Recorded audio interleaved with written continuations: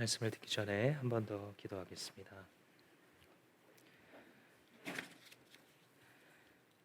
살아계신 주님, 주님의 임재 앞에 무릎을 꿇사오니 주여 말씀하시옵소서. 종들이 듣겠습니다. 예수님 이름으로 기도합니다. 아멘. 각 나라와 국가마다 고유의 법과 문화들이 있어서 한 국가에 속했던 사람들이 다른 국가로 가게 되면 거기에 적응하는 절차를 거치게 됩니다. 저도 잘 알지 못하고 처음 미국 땅에 갔을 때에 특히 좀 당황한 것이 경찰의 차이였습니다. 경찰의 위상이 참 많이 달랐고 그리고 특히 운전할 때 그 경찰들을 어떻게 대해야 되는지가 매우 생소해서 한 번은 놀란 적이 있습니다.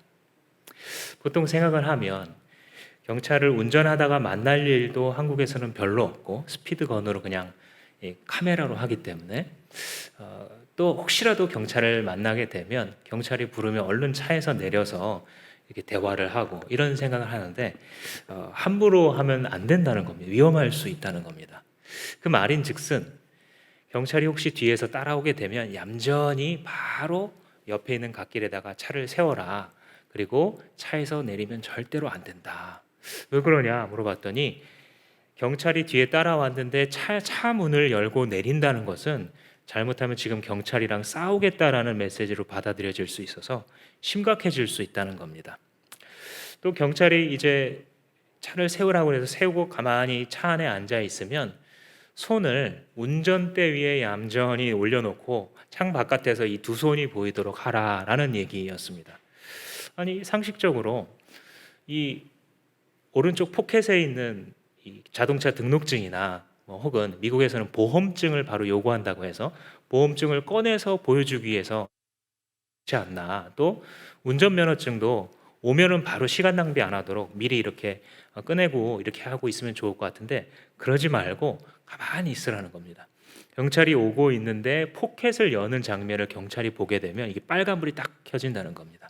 왜냐하면 총기 소지가 합법화된 나라이기 때문에 거의 많은 사람들이 총기를 갖고 다닐 때는 이 포켓에서 넣어놓는 경우가 많기 때문에 그 포켓을 여는 순간 발포할 수도 있다 이런 얘기를 하는 겁니다. 또 말하지 않았는데 운전면허 달라고 얘기하지 않았는데 이 안주머니에 손을 집어넣으면 그거 역시도 또 총을 꺼낼까봐 심각해질 수 있다. 잘못하면 총 맞을 수 있으니까 그러기 싫으면 얌전히 가만히 손을 보이고 앉아 있어라 이런 말이었습니다. 각 국가마다 참 어떤 부분에 있어서는 큰 차이가 나고 어떤 부분에 있어서는 작은 차이가 납니다. 그리고 우리가 간 그곳에 적응해서 로마에 가면 로마의 법대로 해라라는 말처럼 그곳의 문화와 법을 따라서 살아가게 되죠. 우리가 예수 그리스도로 말미암아 사망의 나라에서 하나님의 나라로 옮기운 자들이 되었고 그렇게 나라를 바꾸었을 때 우리의 살아가는 삶의 법칙들은 얼마나 많이 바뀔까요? 성경은 가르치기를 모든 것이 바뀜으로 새 사람의 법을 따라 살도록 가르치고 있습니다. 우리가 흔히 종교적인 생각을 할 때에는 예수를 믿기 전보다 조금 착하게 살고 남들한테 해 안 주기 위해서 내가 좀 손해도 보고 남들을 도와줄지언정 해코지는 안 하는 그런 이전에 살던 삶에 뭔가를 부과하는 것으로 생각을 하지만 주님은 그렇게 가르치지 않습니다. 너는 끝났다. 너는 이제 새 법을 따라 살아야 된다. 이렇게 가르칩니다. 이것은 그리스도인들의 삶에 있어서 정체성의 출발점이 되는 것입니다. 한번 따라해 보시겠습니다. 나는 죽었다. 이게 주님이 우리한테 제일 먼저 심어주고자 하는 우리의 새 정체성이에요. 그게 뭐라고요? 너는 죽었다. 너는 죽었다라는 것입니다. 3절에 이 표현을 사도가 하고 있습니다. 여러분은 이미 죽었고 여러분의 생명 그리스도와 함께 하나님 안에 감추어 있습니다. 사실 얼핏 생각하면 이상한 표현입니다.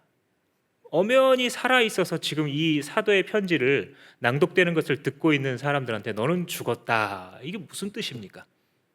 나는 엄연히 지금 살아서 숨을 쉬고 있는데 왜 죽었다라고 얘기하는 걸까요?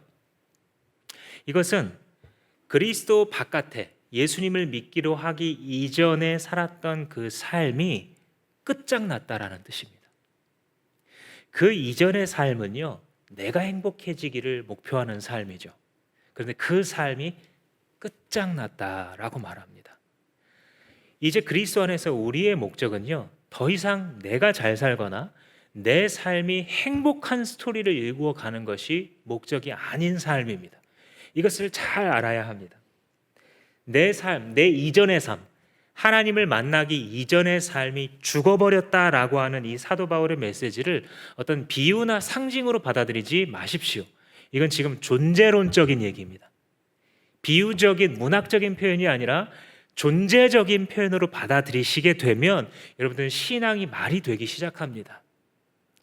왜 그리스도의 십자가를 지고 살라는 것인지, 왜 네 왼편 뺨을 치면 오른편을 돌려대라고 하시는 것인지, 이런 것들이 전혀 이해가 안 돼요. 이걸 이해하지 못하면 내 삶이 끝장났다라는 사실을, 그리스도 안에서 내가 이전에 살아가던 삶이 the end, 끝났다라는 사실을 믿음으로 받아들이지 않으면 다른 모든 것들이 덜그닥 해결되지 않은 상태로 남아 있게 됩니다. 그래서 이게 이제 종교화의 차이점이에요. 모든 종교는요, 너의 삶을 개선시켜라라는 말을 합니다. 네가 너무 많은 것을 가지려고, 너무 소유하려고 하니까 네가 욕심에 이끌려서 집착을 하면서 살아가니 좀 집착하는 것 좀 버리고 소유에 대한 너무 욕심을 좀 버린 채로 더 선한 인간이 되어라. 더 도를 닦아라. 더 네가 무라일체라는 것을 발견해라. 그래서 네 삶을 스스로 구원하고 너의 삶을 개선시키라는 것이 종교적인 가르침이에요. 사실 교회 안에도 이런 분들이 있습니다. 이렇게 가르치는 경우들도 많아요. 네 삶을 개선시키라고. 근데 여러분, 죽은 사람을 개선할 수 있습니까? 죽은 시체를 화장을 예쁘게 하면 그 고인이 다시 관에서 살아 일어납니까? 그렇지 않은 것처럼 기독교의 복음이라는 것은 우리의 어느 정도는 괜찮고 어느 정도는 망가졌던 삶에서 괜찮은 거 놔두고 망가진 부분을 새롭게 고쳐서 예수님의 말씀대로 좀 착하게 살고 욕심을 버리게 되면 좀 괜찮은 거다, 이렇게 말하는 게 아닙니다. 기독교 복음이라는 것은 너는 죽었고 예수님이 너한테 새 생명을 주시니 그것으로 살아가라 라고 말하는 종교적인 이 전형적 가르침과는 완전히 다른 세계라는 것을 성경은 분명하게 말하고 있습니다. 오늘 우리가 이 입교 학습식을 했는데, 이 입교, 그러니까 세례에 받는 이 장면들은 이걸 분명하게 보여주죠. 이 학습이나 입교라는 것은 사실 예수 그리스도께서 직접 가르쳐 주신 세례를 향해서 이루어지는 제도들이죠. 입교 같은 경우는 어렸을 때 이미 성부, 성자, 성령 하나님의 이름으로 물을 뿌렸기 때문에 다시 반복할 필요가 없는 영원한 효력이 있다라고 믿기 때문에 다시 물을 뿌리지는 않는 거예요. 그래서 내 믿음이, 부모님이 고백해서 내가 물뿌림을 받을 때 그 믿음이 이제 진짜 나의 믿음이 되었습니다. 아까 두 학생이 뭐 짧지만 분명한 그런 간증을 해 주었는데, 그게 무엇이냐면 물을 뿌린다는 것은 원래 강에서 세례 요한과 예수님이 세례를 주었던 그 장면을 상징하는 것이죠. 기독교 복음이 전파되면서 많은 곳에는 강물이 없거나 충분한 몸을 다 담글 만한 물을, 수도 시설을 마련하기 어려운 곳이 많았기 때문에 그 어디에서도 물의 부족으로 세례가 못 되도록 하는 것이 없게 하기 위해서 많은 곳에서 물을 뿌리는 것으로 대신했지만, 사실 그 상징은 물에 들어갔다가 나오는 것이죠. 꿈꾸기로는 언젠가 우리가 전교인 수양회를 가게 되면 세례식을 한번 바닷가에서도 줄 수 있으면 어떨까, 그렇게 꿈만 꾸고 있습니다. 그런데 바닷가에 들어갈 때의 장면을 생각해 보시면 물속에 들어가죠. 그러면 코로 더 이상 숨을 쉴 수가 없잖아요. 그러니까 정확히 너 이제 죽었다라는 상징입니다. 오늘 말씀과 똑같은 거예요. 너는 죽었다. 그리고 그 두 팔을 벌리신 예수님의 팔에 의지해서 다시 물 위로 올라오잖아요. 예수의 생명을 의지하여 내가 다시 사는 거예요. 그죠? 그래서 내 옛사람은 죽었고 이제 나는 예수님께 붙들려 예수님과 하나가 되어 살아갑니다 라고 하는 고백이 바로 세례식의 증거이고, 주님께서는 어느 곳에 복음이 전파되든지 이와 같은 성부, 성자, 성령의 이름으로 세례를 주는 일을 행하라고 우리에게 가르치신 것입니다. 그러니까 우리의 인생에 있어서 우리가 기독교 신앙을 가지고 살아갈 때 있어서 제일 출발점이 되는 단단한 진리가 무엇이냐면 나는 죽었구나입니다. 이게 이해가 되지 않으면요, 성경이 가르치는 많은 부분이 사실 이해가 잘 안 됩니다. 왜 그래야 되는지, 아니 이걸 누가 이렇게 할 수 있는지, 오리를 가자고 하는 사람에게 십리를 가고 속옷을 달라 하는 자에게 겉옷을 주고 이거 훌륭한 사람이나 하지 누가 이렇게 합니까? 주님은 띵, 그거 아니야. 이거 이렇게 못한다라고 생각했었던 너는 끝장났어. 너는 내 것이야. 갈라디아서에서 이렇게 말하죠. 내가 그리스도와 함께 십자가에 못 박혔나니 그런즉 이제는 내가 산 것이 띵 아니요. 그죠? 이제 내가 사는 것은 나를 사랑하셔서 나를 대신하여 죽으신 예수님을 믿는 믿음 안에서 사는 것이라. 그러니까 이제 이 생명이 내 생명이 아니라 예수의 생명이 되었기에 그 예수가 하고 싶으신 일을 내가 남은 생애 동안 이 땅에서 하는 것, 이것이 우리의 삶이고 신앙생활이죠. 예수께서 이 땅에 거니실 때에 해골골짜기, 아골골짜기를 걸으셨다라고 한다면 그것을 우리에게 시키실 때 우리가 그 아골골짜기를 걸어가는 것이고, 예수께서 예루살렘 성으로 들어가셔서 많은 사람들 앞에 복음을 선포하셨기 때문에 예수님이 그걸 나에게 원하신다면 나도 직장 한가운데로 들어가서 예수의 사람으로 삶과 입술로 복음을 선포하며 살아가는 것입니다. 우리가 예수의 생명이 되어서 다시 살았다라는 장면에 대해 1절에서 그렇게 말씀하죠. 그러므로 여러분이 그리스도와 함께 살려주심을 받았으면, 그죠? 살려주심을 받았으면 가정법처럼 얘기했지만 사실 얘기하고자 하는 바는 뭐예요? 너는 받았다라는 거예요. 살리심을 받았다. 살리심을 받았다의 전제는 뭐예요? 죽었으니까 다시 살리셨다는 뜻 아니에요. 그죠? 그러니까 우리는 주님을 만나는 순간 죽었다라는 거예요. 이 고백이 없게 되면요, 이 고백이 있으면 그리스도의 은혜의 지배를 받습니다. 근데 내가 죽었다라는 고백이 없이 한번 살아보세요. 크리스찬인데 내가 죽었다, 내가 끝장났다, 이거를 주님 나는 아직 모르겠어요, 이렇게 모른 척하고 한번 살아보세요. 어떻게 되나? 죄의 지배를 받을 겁니다. 주님의 말씀을 따라 담대히 단언합니다. 당신의 삶은 사망의 원리가 지배할 것입니다. 내가 죽었다라는 사실 앞에, 이 사도의 선포 앞에 아멘하지 않으면 당신을 그리스도의 은혜와 자비가 지배하는 것이 아니라 처절하게 사람을 망가뜨리는 죄와 사망의 원리가 당신의 남은 생을 따라다닐 것입니다. 이런 원리들은 참 오늘 성경에도 나오고 있지만 미움과 좌절과 분노와 싸움과 음행과 욕하는 것과 탐욕, 이 모든 것들이 죄의 원리예요. 크리스천들이 여러 통계상 볼 때에 참 창피한 통계에 있어서 바깥과 차이가 나지 않는 이유가, 내가 죽었음을 선포하는, 나는 날마다 죽노라라고 하는 이 기독교 신앙의 출발이 되는 본질부터 애매하게 대하고 있기 때문입니다. 카톡 하나가 딱 옵니다. 어쩌고 저쩌고 써 있는데 그 중에 한 단어가 비수처럼 내 가슴을 찌릅니다. 뭐지? 이 사람 도대체 무슨 뜻으로 나한테 이런 문자를 보낸 거야? 두 번, 세 번 더 읽어보는데 이거 분명히 무슨 뜻이 들어있습니다. 이 사람 나 이렇게 안 봤는데 나를 뭐라고 생각하길래 이런 말을 나한테 하지? 생각해 봅니다. 당장 전화 걸어서 확인해 보고 싶지만 나는 교양 있는 사람이기 때문에 잠시 참습니다. 그래, 잘못 보냈겠지. 조금 있으면 미안하다라는, 내가 오해했다라고 하는 해명의 문자가 다시 올 거야 기다리지만 그 저녁까지 답장은 오지 않습니다. 아침부터 기분이 안 좋고 머리가 띵합니다. 온몸은 무겁고 부글부글 뭔가가 마음속에서 끓어오릅니다. 그래도 오해했을 거야, 그래도 오해했을 거야 생각하지만 그날 이틀째가 지나가면서부터는 확신에 차게 됩니다. 네가 나를 이렇게 무시해? 이 사람을 처음에는 상처 입은 대상으로, 나에게 상처를 준 사람으로 받아들이다가 그 때문에 화가 나기 시작하고 그 그다음에 이 사람이 밉습니다. 너도 이런 거 당해봐라. 저주스러운 마음이 들어오기 시작합니다. 너 내 삶에서 좀 안 보였으면 좋겠다. 너 좀 꺼져 줄래?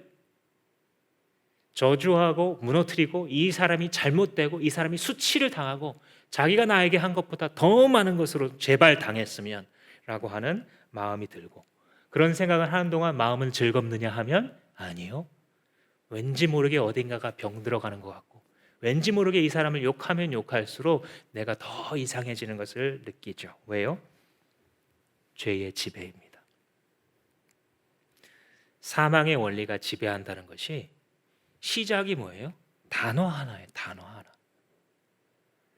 죄가 지배하게 되면 어디까지 간다고요? 이 사람이 제발 없어졌으면, 그냥 죽어버렸으면, 아니 내가 죽일 수만 있다면, 그리고 걸리지만 않을 수 있다면 이 사람 어떻게 해버리고 싶은 데까지 가는, 너무 사랑한다 해서 시작하는 관계였음에도 불구하고 이 사람이 없어져 버렸으면 무슨 원리입니까?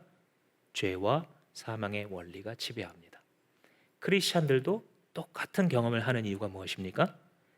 나는 죽었다라고 하는 우리의 출발점부터 부인하고 있기 때문입니다. 출발이 되는 이 진리 위에 서지 않고 그냥 주님 아직은 뭐 내가 그 정도까지는 아니에요. 출발선인데 그 정도까지는 아니니 기다리세요라고 말할 때에 은혜의 지배가 들어왔어야 될 빈 자리를 다시 옛사람을 지배했던 죄가 들어와 지배하게 되는 것입니다. 미움만이 아니라 음행도 마찬가지이고 탐욕도 마찬가지이고 자존심도 마찬가지입니다. 그러므로 우리는 주님께서 그렇다 하시면 그런 줄 알고 받아들이고 아니라 하시면 아닌 줄로 알아야겠죠. 무엇을 받아들여야 됩니까? 진명이 너 죽었다 라고 하실 때 아멘 하는 겁니다. 자, 이 시간에 자신의 가슴을 두드리시면서 나지막히 자기의 이름을 부르시면서 진명아 너는 죽었어. 아멘. 이렇게 한번 해보십시오. 지금 한번 해보십시오. 네, 아멘. 이 진리가 있으면 그 다음에 예수님께서 우리의 손에 쥐어주시는 모든 영적인 무기가 말이 되기 시작합니다. 첫 번째는 너는 다시 살았다라고 하는 진리입니다. 너는 예수님과 다시 살게 되었다. 1절을 가만히 다시 들여다보시면 그리스도와 함께 살려주심을 받았다라고 했는데 함께라는 단어에 주목해 보세요. 그냥 이렇게 너 다시 살아나라 라고 말한 게 아니라 예수님과 함께 살아났다는 거예요. 그러니까 예수님 분명히 십자가에 죽으셨는데 사흘 만에 다시 살아나셨잖아요. 왜냐하면 하나님의 아들이시니까. 내가 목숨을 버릴 권세도 있고 다시 찾을 권세도 있다라고 말씀하셨잖아요.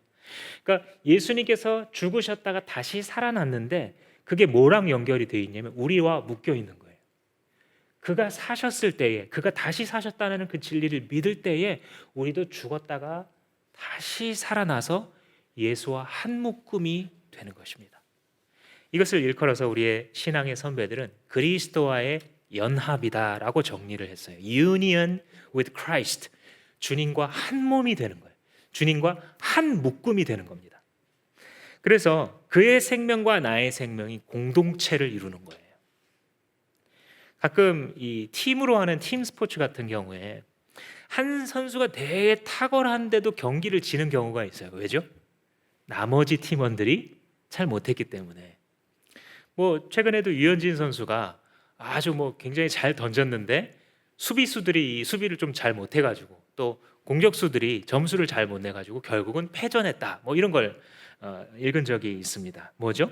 한 팀이라는 것은요 운명 공동체예요. 그죠?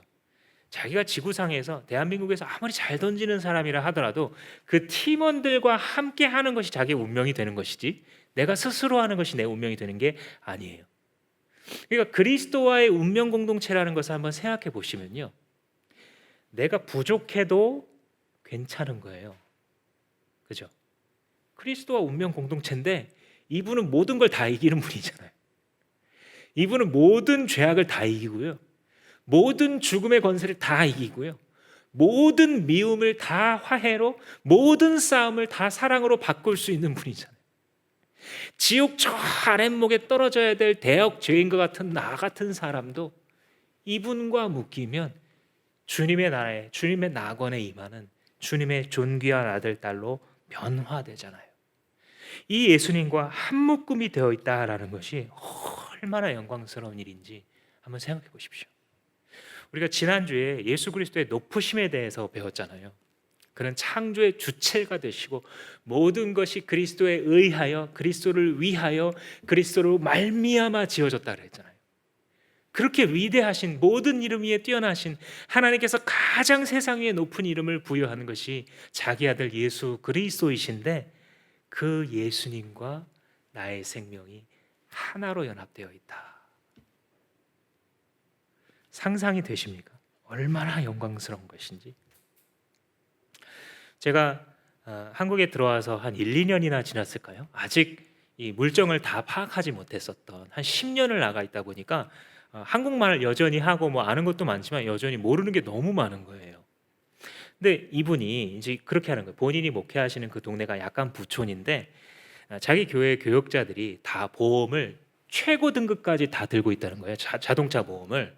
그래서 그거 좀 낭비 아닐까 하고 물어봤더니 그게 낭비가 아니라 한 번 잘못 받으면 큰일 난다는 거예요.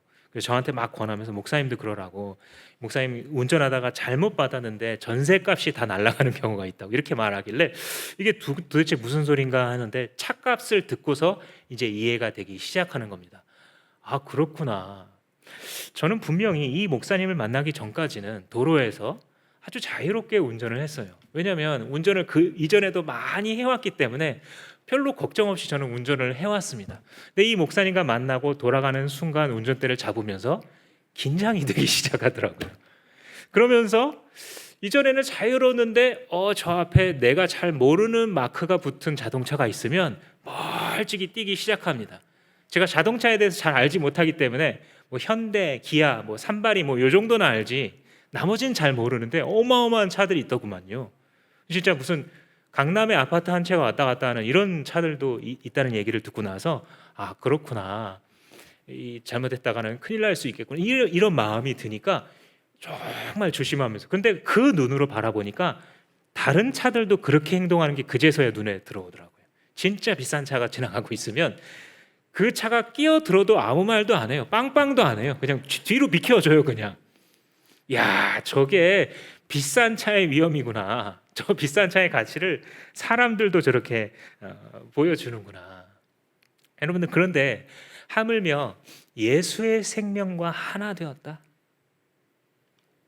여러분, 이 가치가 무엇이라고 생각하세요? 예수님의 생명과 내가 하나 되었습니다. 이 선언을 내가 만약에 진지하게 믿으면요, 이게 그냥 뭐 그런가 보다 하고 뭐 어디 그냥 종교적인 읊는 종교의 어떤 주술문 하나 정도로 읽는 게 아니라 이제 정신 똑바로 차리고 그냥 정직하게 이 말씀을 읽으면요, 세상을 바라보는 눈 자체가 달라지는 겁니다. 내 인생을 바라보는 눈 자체가 하늘문이 열리는 거예요. 내가 어디에 이르렀었던 어떤 시대의 어떤 문화 속에서 어떤 모양으로 살아가건 나는 예수와 연합되었다. 주 예수의 생명과 나의 생명이 하나가 되었고 그는 심지어 나를 그의 몸이라고 부르신다 라고 생각하게 되면 우리의 삶 전체가 달라지게 되는 것입니다. 저는 우리 사랑하는 주마음교회 지체들이 이 진리를 바라보는 눈이 열리기를 주님의 이름으로 진심으로 축복합니다. 내가 예수 그리스도와 함께 죽었구나. 내가 꿈꾸는 인생이라는 거, 그거 죽은 거였구나. 내가 소망하고 내가 저만큼 하고 싶었었던, 저만큼 따라잡고 싶었었던 그 인생의 어떤 목표나 어떤 그런 모습들, 그거 이미 끝난 거였구나. 내가 예수 믿는 순간 주님 발 앞에 내려놓은 거였구나. 나는 이제 그 정도가 아니라 감히 세상이, 마귀가 옆에 근접할 수도 없는, 내가 이 진리를 주장하기 시작하면 지옥의 권세가 슬슬 뒤로 피해 줄 수밖에 없는 그 주권자 예수 그리스도와 하나가 된 새 삶을 살아가는 것이구나. 이렇게 되시기를 저는 축복해요. 근데 뭐가 달라지냐면요, 구체적으로 관심사가 달라져요. 관심사. 새 사람이 되게 되면 자기의 세상에서 여기 참 흥미가 끌린다, 저기 끌린다 했던 것들이 달라지게 됩니다. 1절 하반절에 보시면 여러분이 그리스도와 함께 다시 살았기 때문에 이제는 위의 것을 추구하십시오. 거기에는 그리스도께서 하나님의 오른편에 앉아 계십니다. 그러니까 뭐냐면 위의 것을 추구해야 되는데 그 위에라는 것이 하나님의 처소라는 거예요. 하나님이 거하시는 거니까 하나님의 나라죠. 그래서 예수 그리스도는 하나님의 나라의 왕으로서 좌정하고 계시니 그 예수의 생명과 묶여 있는 당신은 당연히 시선을 어디에 두십시오? 위에 두십시오 라고 말을 하는 거예요. 이해가 되시죠? 예수를 안 믿었으면 몰라요. 예수 그리스도를 자기의 구주로 받아들이지 않았으면 모르겠어요. 그런데 만약에 여러분이 진지한 마음으로 내가 예수님을 나의 주인으로 받아들입니다, 나를 구원하신 분으로 받아들입니다 라고 하는 것은 바로 이것을 의미하는 거예요. 나의 옛사람은 죽었구나. 그래서 이 옛사람이 죽고 다시 살아난 사람의 관심사는 이제 위의 것을 향하여 가질 수밖에 없게 된다는 것이에요. 저는 학창시절에 중학교, 고등학교 때까지도 또 대학교 때까지도 역사가 참 싫었어요. 왜냐하면 외울 게 너무 많은 거예요. 이 과목은. 다른 것들은 좀 이렇게 이해를 한다든지 이렇게 하면 되는데 이거는 디테일을 외우고 선생님들이 시험을 내는데 1947년이면 46 써도 한 점도 안 줘요. 다 틀렸다고 하고 이게 달달달달 외워가고 선생님이 설명하는데 이해는 안 되니까 너무 재미없더라고요, 역사가. 근데 이제 시간이 흘러서 제가 소명을 받고 신학교에 가고 목회자가 되는 훈련을 받으면서 이 역사가 달리 보이기 시작하는 거예요. 왜냐하면 하나님의 역사 속에서 일하셨거든요. 성경도 보면 사실 많은 부분이 다 그냥 역사예요. 그죠? 하나님이 사람들과 무엇을 하셨는가, 반농담으로 히스토리라고 말하는데 정말 히스토리가 히스토리, 주님의 이야기이기도 한 거예요. 어원적으로 그런 것은 아니지만, 그죠? 근데 그러면서 특히 이 중동 지방에 관심이 너무 많이 가는 거예요. 왜냐하면 구약 성경 이 이스라엘의 문화가 태어난 지방이 그곳인데 그곳을 주변을 둘러싸고 있는 나라들이 되게 재밌는 스토리를 갖고 있는 거예요. 어렸을 때는 인디애나 존스 이런 영화를 보면 영화는 재밌는데 저런 사람은 얼마나 고리타분한 삶을 살까 이런 느낌을 받은 적이 있거든요, 어렸을 때. 그러니까 보면 맨날 죽은 사람 무덤 찾아다니고 이집트 파라오가 어떻고 땅 파가지고 하고 역사가 어떻고 막 어려운 언어 공부하고 있고 정말 저 사람 재미없겠다. 저는 이제 기계를 좋아했기 때문에 어렸을 때부터 재미없겠다라고 생각했는데 제가 하나님 말씀과 그 배경을 공부하는데 관심이 생기니까요, 이집트 파라오 그렇게 매력적일 수가 없는 거예요.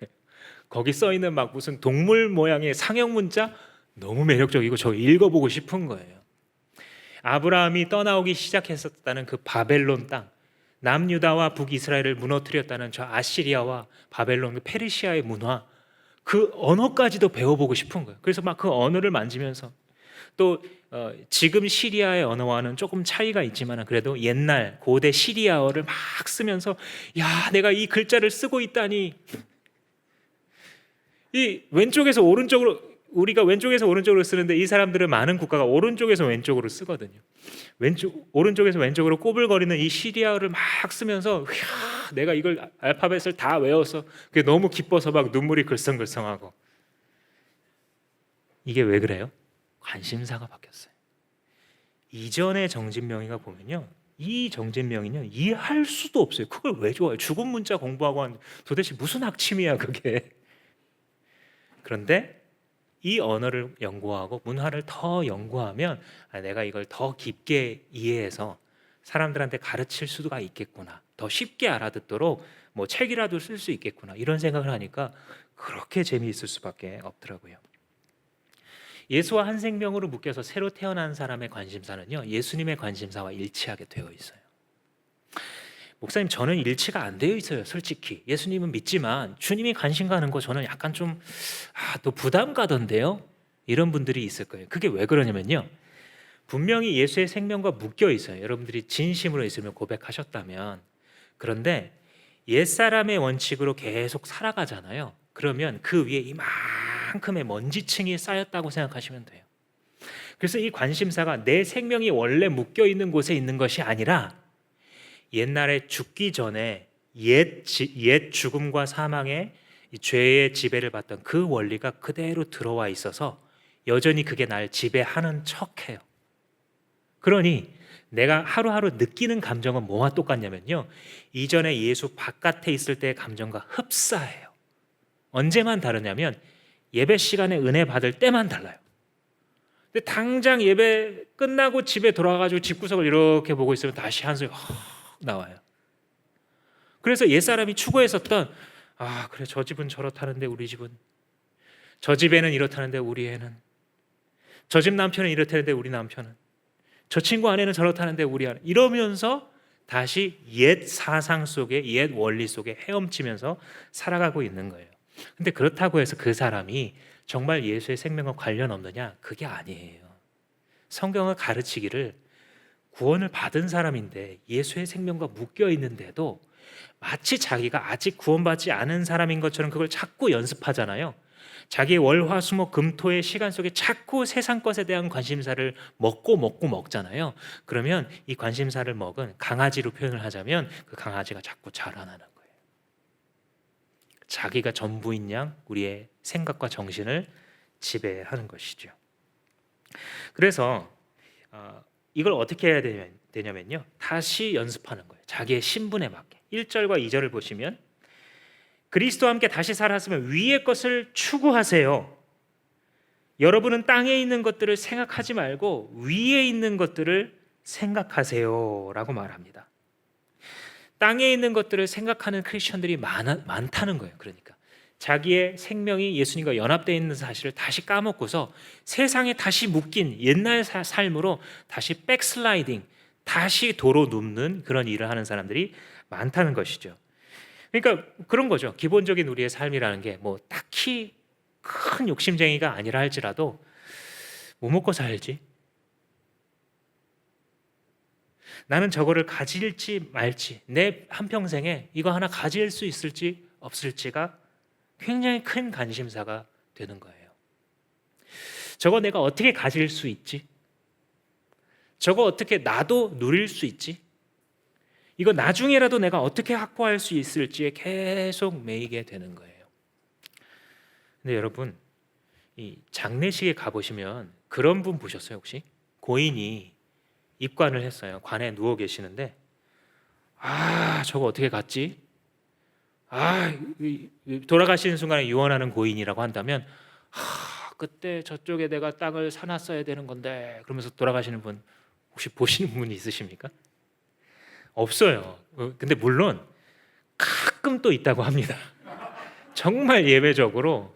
지난번에 박은주 목사님 말씀 들어보니까 어떤 식당 하시는 분이 돌아가시면서 김치는 독에 담아야 돼 뭐 그러셨다 그러나, 아무튼 자기 요리 비법을 뭐 유언하면서 돌아가시는 분이 있다고 하는데, 정말 예외를, 뭐 그런 예외도 있겠습니다만 사실인지 모르겠지만, 고인이 죽는 사람한테 그게 무슨 소용이에요, 그죠? 내가 땅이 있고 없고가 무슨 소용이고, 내가 얼만큼 튼튼한지 안 튼튼한지가 무슨 소용이에요. 죽었는데. 시체한테 그런 것들은 더 이상 고민거리가 되지 않는 것처럼, 우리가 정직하게 주님의 말씀을 아멘으로 받아들이면, 아 그렇구나, 난 무슨 상관이야, 죽었는데 주님 마음이지 뭐. 주님, 제가 옛사람이라면 주님한테 계속 서운했을 것 같아요. 그런데 주님, 나는 주님을 진짜 믿어요. 그래서 이제 서운해하게 하지 않기로 작정할 거예요. 나의 믿음을 도와주세요. 이게 그리스도와 함께 살리심을 받은 사람이 그 정체성에 걸맞는 믿음으로 주님을 추구했을 때 벌어지는 인생의 비밀입니다. 그래서 이런 사람을 세상이 감당할 수 있겠느냐, 이렇게 말하잖아요, 성경이. 세상이 이 사람을 무너뜨릴 수가 없다는 거예요. 그걸 멋있게 표현하기를, 세상이 이런 사람을 감당치 못하도다 라고 말하는 것이죠. 여러분에게 이 시간 한번 묻고 싶습니다. 여러분은 땅에 대해서 죽으셨습니까? 이 아래 것에 대하여서 참으로 죽으셨습니까? 저는 우리 주 예수 그리스도의 이름으로 이 시간에 담대하게 여러분들에게 권합니다. 정신 차리세요.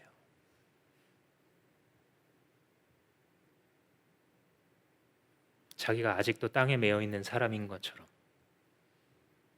그렇게 교만하고 때로는 그렇게 박탈감에 시달리고 마치 천국이 없어질 것처럼 좌절 가운데 살아가는 사랑하는 주의 아들, 딸들이여, 정신 차리십시오. 위의 것을 바라보십시오. 땅의 것에 매여 있으라고 끊임없이 거짓말하는 세상의 그 마이크 버튼을 꺼버리십시오. 마귀의 그 거짓말의 혀를 잘라버리십시오. 나는 죽었다. 내가 주 예수와 동행할 수 있다면 초막이나 궁궐이나 주 예수와 함께 동행하는 바로 지금 여기가 here and now, my life here and now, 나의 지금 여기서의 인생이 천국입니다 라고 고백하시는 여러분들 되시기를 축복합니다. 최근에 근래에 어떤 한 수도승이 많은 사람들에게 무소유를 가르치면서 영감을 주고 또 특히 젊은이들의 언어도 잘 사용하기 때문에 신선한 충격을 주면서 많은 유명세를 탔던 한 분이 결국 알고 보니까 가지고 계신 게 너무 막 여기저기 뭐 한국 미국 여러 군데에 많아가지고 풀소유 아니시냐 이렇게 조롱 아닌 조롱을 받았는데 사실 생각해 보시면 뭐 어디 불교라서 꼭 그렇겠습니까? 그죠? 저도 이제 이걸 보면서 수준 낮은 제가 생각날 때는 그러면 그렇지, 이게 다 틀렸어 이렇게 이제 처음에 반응을 했어요. 기독교인들은 다릅니까? 그러면 기독교 지도자들은 다릅니까? 예수와 생명이 묶여 있다는 것을 놓치는 순간 그냥 그렇게 되는 거잖아요. 위선적이 되고 이중적이 되는 것일 뿐이지. 기독교 지도자들 가운데에서도 우리가 너무 존경했지만 넘어지는 사람들은 매 시대에 나오잖아요. 근데 어떤 분들은 이제 그런 걸 바라보고 있으면서 어떻게 세상에 목사가 저럴 수가 있는가? 어떻게 저분이 저럴 수가 있는가? 하면서 자기의 신앙을 땅바닥에 내팽개쳐요. 이해는 돼요. 저도 그런 분들을 상담을 여러 번 했고 특히 학생들이나 청년들이 그것 때문에 상처받아서 교회를 떠나면 정말 가슴이 찢어지죠.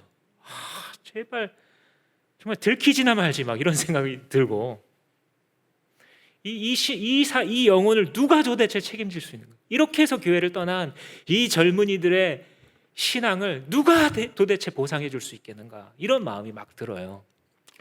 그런데 주님의 진리로 돌아오자면요, 돌아와서 생각해 보면 그들이 신앙을 버리는 것과 그들이 위선적으로 살아가는 것과 풀소유이면서 무소유라고 막 주장하면서 가르치는 것과 당신의 영원한 생명이 무슨 상관이 있습니까? 관련이 있습니까? 없습니까? 그리스도와 묶여있는 나의 영원한 생명과 사람들이 믿음을 버리고 살아가는 이 세상이 상관이 있습니까? 누가 신앙을 버리든 누가 나를 실망시키고 누가 위선적이고 이중적인 모습을 보여주건 나는 그와 묶여있는 것이 아니라 그리스도와 묶여있는 것이기에 사람들이 흔들리고 믿음을 떠나는 이 말세의 시대에도 우리는 주님의 진리만을 붙들고 오직 예수 그리스도를 외치며 살아가는 것입니다. 예수를 믿고 그분과 다시 살리심을 받았다는 것은 이렇게 우리의 관심사를 완전히 바꿔 놓습니다. 또 한 가지는 우리가 이 관심사를 가지고서 다른 생을 살아가게 된다는 것을 성경이 가르쳐요. 다른 생명을 가지고 있어요. 3절 말씀해 보시면 여러분은 이미 죽었고 여러분의 생명은 그리스도와 함께 하나님 안에 감추어져 있습니다. 저는 아주 옛날부터 이 말씀이 너무 좀 이해는 안 되는데 신비하더라고요. 이 말씀이 나 분명히 살아있는데 내 생명이 그리스도와 함께 하나님 안에 감추어져 있다는 거예요. 이게 도대체 무슨 말인가? 4절 말씀에 보면 여러분의 생명이신 그리스도께서 나타나실 때에 여러분들도 그와 함께 나타납니다. 이 말이 너무 신비롭더라고요.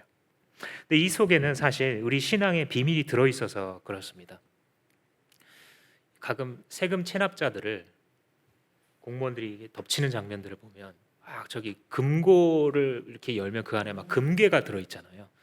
어떤 집은 막 전자레인지 열었는데 거기 막 금덩어리가 쏟아져 나오고 장판 밑에서 막 5만 원짜리 만큼이 나오고 이런 것들을 보면 사람들 참 이게 다 통계에 잡히고 보고가 되면 뭐 세금도 내야 되고 막 이러니까 이제 그걸 안 하려고 안전한 곳에 아무도 모르는 곳에 이제 넣어놓는 거죠. 빼앗기지 않으려고. 그러니까 우리의 생명이 그리스도와 함께, 왜냐하면 묶였으니까요. 운명 공동체니까요. 하나님께 감추어 있다라는 말은 무엇이냐면 안전하다라는 뜻이에요. 첫 번째로는 내 이 생은, 내가 지금 가지고 있는 이 생명은 없어지지 않는구나.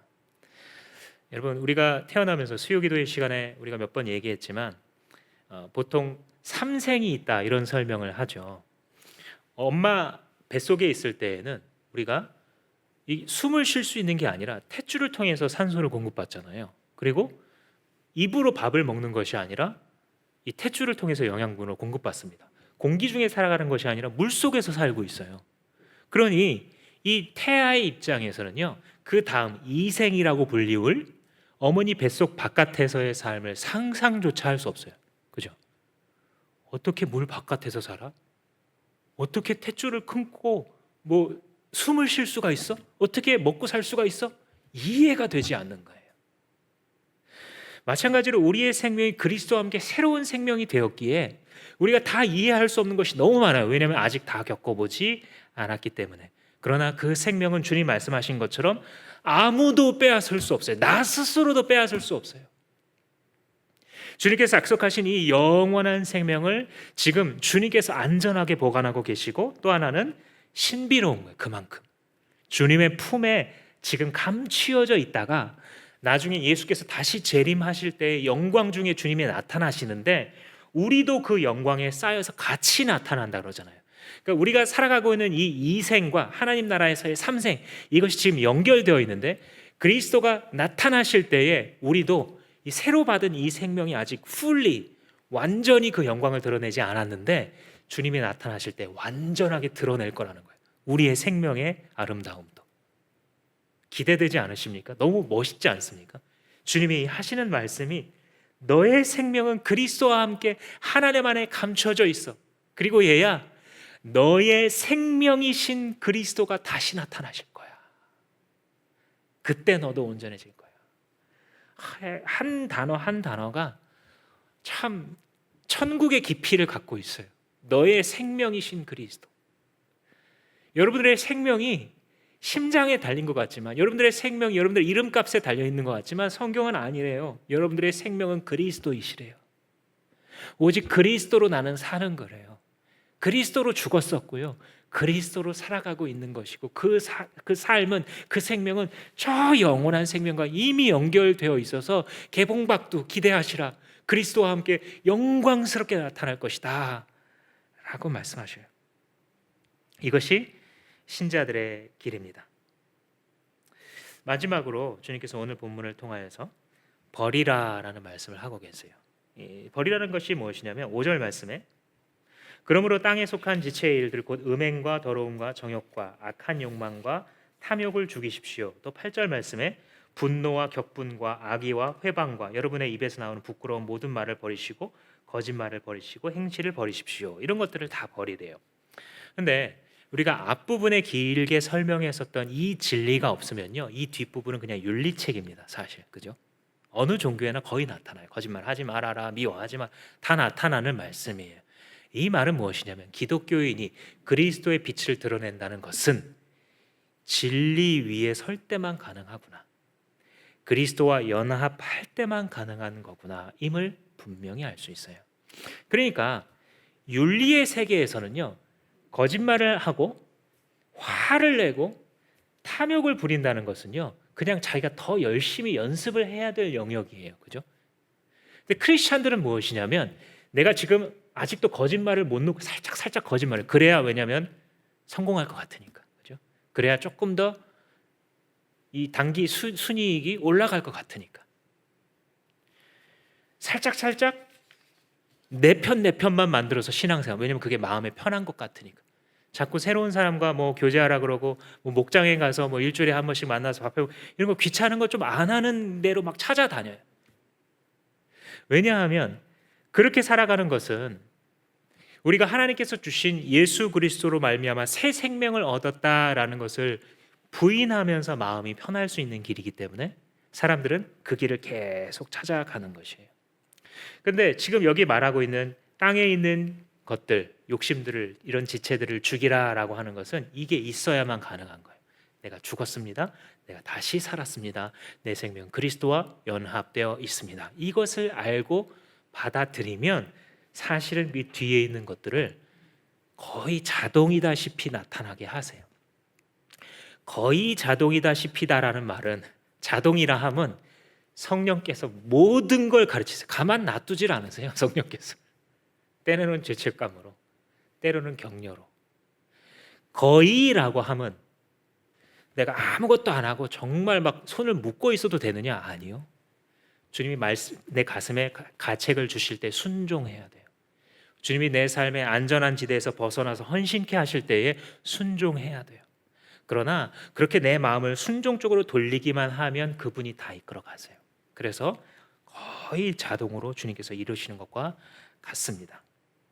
근데 보시면 여기 있는 것들, 뭐 리스트들을 하나하나 다 오늘 얘기할 수는 없겠지만 다 추한 것들이에요. 이게 탐욕, 음란, 정욕, 화내는 거, 부끄러운 말, 다 추악한 것인데, 여러분 세상을 살아가다 보면 교회 안의 사람들과 기독교인이 아닌 사람들과 이거에 있어서 큰 차이가 없을 때가 많아요. 통계로 나와요. 통계로.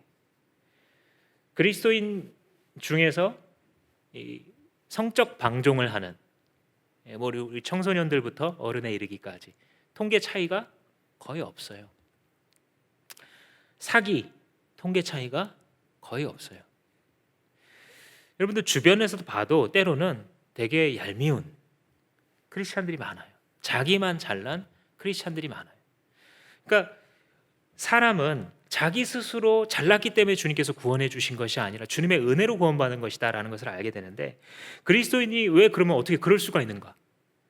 예수 믿어봤자 소용없는 거 아닌가? 이런 생각을 우리가 하게 돼요. 그게 왜 그러냐면, 내가 이 세상에서 살아갈 때 하나님께서 땅의 것을 쫓지 말라라고 하시는 말씀을 심각하게 듣지 않아서 그래요. 주님께서는 분명히 너 땅의 것을 쫓지 말고 하늘의 것을 쫓아 살아라 라고 말씀하세요. 근데 땅의 것을 가만히 생각해 보시면, 그러면 뭐 먹고 사는 문제, 공부하는 거, 일하는 거, 남들과 경쟁해서 승진하고 사업을 이런 거 하지 말라는 거냐? 그게 아니죠. 아무것도 하지 말라는 뜻이 아니라 왜 하느냐가 되게 중요하다는 거예요. 똑같이 돈 벌고 일하고 공부하고 똑같은데 그 일들을 왜 하고 있냐면 그 이유가 위에 있는 거예요. 이 사람이. 주님께서 나로 하여금 모든 족속으로요 제자를 삼고 주의 이름으로 세례를 주라고 하셨기 때문에, 그러려면 제가 건강해야 돼요. 그래서 운동합니다. 그러려면 우리 자식들에게도 이게 전달이 되어야 돼요. 그래서 가정교육을 합니다. 어려워도 육아를 합니다. 말을 못 알아듣는데도 아이들한테 성경 읽어주고 찬양을 해요. 이전에는 아이 여기 해놓고 계속 뭐만 보고 있었던 사람이 이럴 때가 아니지, 나부터 말씀 먹어야지, 이렇게 하게 됩니다. 이게 바로 무엇이냐면 위의 것을 쫓아 모든 일을 행하는 사람의 변화예요. 그런데 그리스도인들이 왜 통계 차이가 없냐고 한다면, 본래 죽은 거에 해당했던 그것들을 용납하기 때문이에요. 자기의 삶에. 좀비 영화가 요즘에 뭐 우리나라에서 다시 좀 유행을 하고 있잖아요. 한국판 좀비 영화. 그래서 영화마다 조금씩 규칙이 다르지만 좀비 영화마다 있는 공통된 문법이 있다라고 한다면, 이것들은 죽었는데 자꾸 다시 살아나요. 쫓아와서 뒷목을 잡고 뒷다리를 잡고 괴롭힙니다. 물어서 또 좀비를 만들고 싶어요. 그리고 빛을 싫어합니다. 어떤 영화에서는 막 아침이 되면 좀비들이 다 오 하면서 땅속으로 다시 도망가죠. 그러니까 이 죽었으면 죽은 존재로 끝나야 그게 마땅한 건데 자꾸 살아나니까 기계스럽잖아요. 징그럽잖아요. 크리스찬들이 그리스도와 함께 죽었잖아요. 그럼 땅의 것이 죽어야 됩니까? 살아야 됩니까?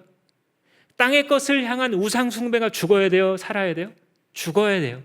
땅의 것을 향한 회한과 집착이 죽어야 돼요? 살아야 돼요? 죽어야 돼요.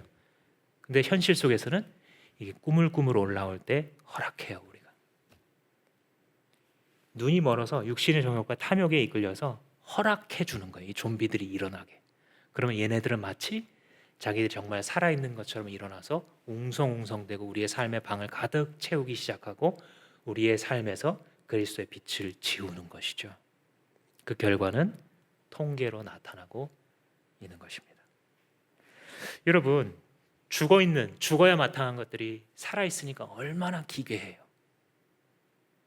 크리스찬이 죄를 지을 때 세상 사람들이 왜 그렇게 분노하냐면요, 야, 너희들 예수는 되게 훌륭하신 분 같은데 왜 너희들은 그것과 그렇게 거리가 멀어? 그러니까 이 말은 뭐냐면요, 기독교인들한테 기대하는 바가 있어요. 야, 너희들의 교주인, 그러니까 잘 모르니까 이분들은, 너희들의 교주는 되게 훌륭한 말씀 많이 하시고 십자가에 죽기까지 했다는데 너희들은 왜 이렇게 자존심이 살아있고 욕심 제일 많고 겉으로는 막 하나님을 위해서 산다 그러고 높은 자리에 올라가면 뒤에 다 먹고 있는 너희 도대체 왜 그래? 기괴한 거예요, 그들이 볼 때에도. 그리스도와 함께 죽었다가 그리스도와 함께 다시 살았다는 사람들이 그의 삶에 있어서 작은 욕심들과 나태들을 허락하기 시작했을 때 그 좀비들이 되살아나와서 우리의 목을 물고 우리의 삶의 목을 물어서 그리스도와 함께 세상을 구원해야 될 하나님의 아들, 딸들이 세상에 짓밟혀 있는 이 모습이 주님의 나라의 관점에서 봤을 때 얼마나 서글픈 일입니까? 그리스도께서 우리에게 생명을 주신 것이 이것을 위함입니까? 기도해서 조금 더 평탄한 삶을 살라고 우리를 부르셨습니까? 다시 한번 저를 포함한 우리 주마음교회 지체들에게 주님의 말씀으로 권합니다. 정신 차리십시오. 우리는 그렇게 살라고 부르심을 받은 자들이 아닙니다. 주님의 나라와 영광을 위하여서 살라고, 그래서 주께서 우리에게 그 고귀한 피를 흘려주셨기에 내 삶의 현재 상태가 어떤지와 상관없이 주님, 그렇습니다, 나는 주님과 한 몸 되었습니다 외치는 자가 한 명만 살아있어도 그 집안은 살아나는 것입니다. 그 공동체는 살아나는 것입니다. 사랑하는 주마음교회 성도 여러분, 여러분들의 마음 가운데 주께서 선포하신 이 진리를 오늘 새기고 기도하십시오. 나는 죽었구나. 더 이상 욕심 부릴 것이 없는 거구나. 주님 주신 시나리오대로 살면 그 자체가 영광이구나. 그 속에서 그리스도를 부인하지 않고 내 삶 속에 스물스물 다시 살아 돌아오는 죄의 유혹들 앞에 나는 주의 것 라고 외치며 그들을 짓밟는다면, 그 담대한 발걸음을 내딛기로 작정한다면 여러분들을 상어떼처럼 둘러싸고 있는 수많은 위협들과 걱정거리들이 슬금슬금 자리를 내주어 예수 그리스도를 모신 당신의 인생 앞에 경의를 표하게 될 것입니다. 기도하시겠습니다. 이 시간에 기도할 때에 두 가지를 좀 기도했으면 좋겠습니다. 하나는 내가 마치 죽었다가 다시 산 자가 아닌 것처럼 나를 흔들고 혼미케 하는 우상 숭배가 무엇일까? 주님께서 이 시간 그것을 생각나게 하신다면 이 시간 회개하십시오. 내려놓겠다고 작정하시고 진짜 그렇게 하십시오. 주님의 말씀이 있을 때가 기회입니다. 두 번째는 자기의 정체성을 주님 앞에서 이 시간 깊이 체험하게 해달라고 거짓처럼 간구하십시오.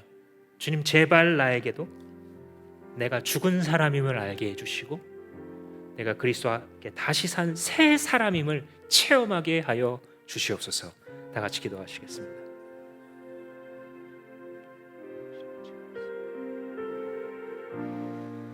아버지,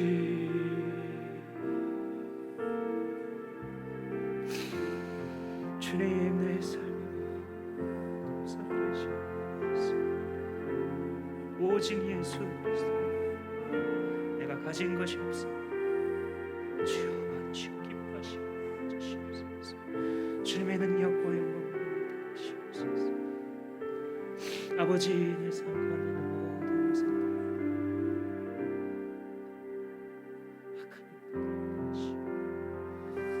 아버지, 주 예수 그리스도 하나님께 이 삶을 주시옵소서. 주님을 찬양합니다.